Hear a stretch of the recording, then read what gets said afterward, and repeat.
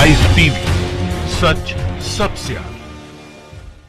दोस्तों, मैं अब्बास हफीज हूं। कल रात को मैंने आपसे कहा था कि जेडीयू और बीजेपी के लिए सरकार बनाना अभी भी बिहार में बहुत मुश्किल है और अब उसी के रुझान आना शुरू भी हो गए हैं, क्योंकि जो एनडीए के पास आंकड़ा है विधायकों का संख्या बल का, वो 125 है। 122 विधायक होना जरूरी है सरकार बनाने के लिए। कुल 3 विधायक ज्यादा हैं जो एनडीए के को सरकार बनवाने जा रहे हैं। अब इसी कड़ी के अंदर 2 पॉलिटिकल पार्टीज वैसे ही इनकी नाक में दम की हुई हैं, जो इनके साथ अलायंस में छोटे पार्टनर्स थे।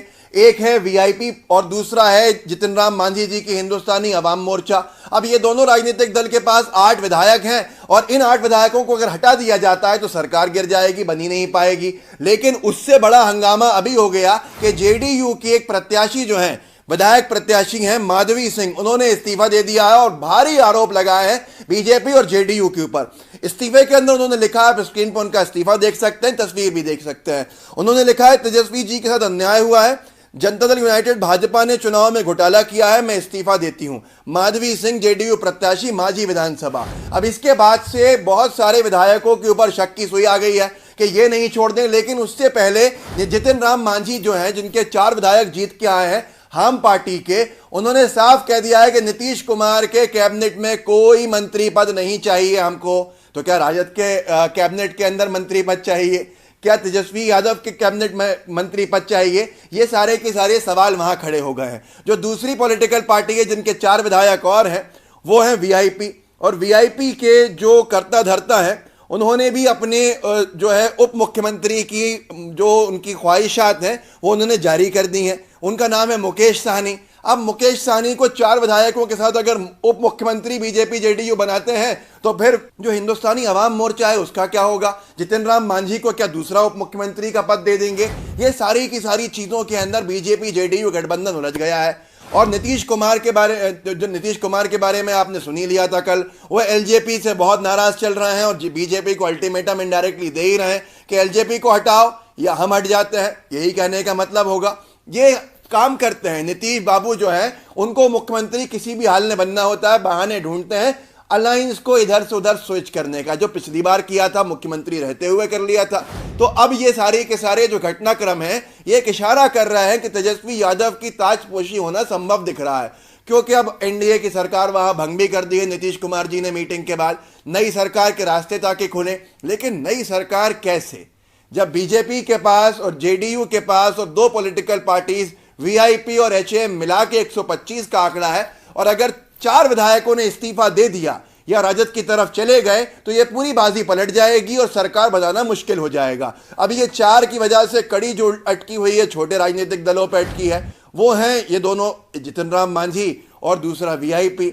अब इनके 8 विधायकों में से क्या सबको मंत्री बनाएंगे? क्या दोनों पॉलिटिकल पार्टीज में से 2 को मुख्यमंत्री बनाया जाएगा? इस सब को लेके बीजेपी बड़ी परेशान है। उनको लगता था कि जेडीयू को साफ कर देंगे, लेकिन साफ करते करते जो उनका मैंडेट आया वो इतना खराब आया है, जैसे तैसे उन्होंने सरकार के बहुमत के आंकड़े को तो छू लिया है, जो भी साम दाम दंड भेद। लेकिन अब वो सरकार बचाना, सरकार चलाना मुश्किल भी हो गया है। ये कहना, ये मिसाल सामने आ गई, जैसी करनी वैसी भरनी, ना माने तो कर देख। मध्य प्रदेश में यही किया था। ये खेल बीजेपी का पुराना है कि संख्या बल को कम कर दिया जाए ताकि जो सामने वाले पॉलिटिकल पार्टी है उसके लोग कम हो जाएंगे, विधायक कम हो जाएंगे, और फिर जो संख्या बल के अंदर बहुमत बचेगा वो हमारा पूरा हो जाएगा। मिसाल के तौर पर अगर जो पूरे की पूरी विधानसभा बिहार की है उसका जो आंकड़ा है, उसके अंदर बहुमत का आंकड़ा 123 है। अब यहां पर बीजेपी के साथ उल्टा हो रहा है कि बीजेपी जेडीयू के अगर प्रत्याशी अभी छोड़ रहे हैं, कल को विधायक छोड़ते हैं, जैसे ही ये 4-5 कम होंगे तो बहुमत का आंकड़ा भी अपने आप कम होता रहेगा। और कम होते होते जो दूसरी पॉलिटिकल पार्टीज हैं, दूसरे पॉलिटिकल फ्रंट्स हैं, वो तेजस्वी यादव को सपोर्ट करके मुख्यमंत्री का दावा जब पेश करेंगे तो जेडीयू बीजेपी वहीं की वहीं। मतलब पहले तो लोगों को लगता था कि जेडीयू टूट के जाएगी जब तेजस्वी यादव की सरकार बनेगी, पर अब तो पूरा का पूरा पैच ही फंस गया। जेडीयू तो न इधर की रही न उधर की रही, मतलब न खुदा ही मिला न विसाले सनम, न इधर के हुए न उधर के हुए। धोबी के वो साथी बन गए हैं जो घर का भी नहीं है, घाट का भी नहीं है।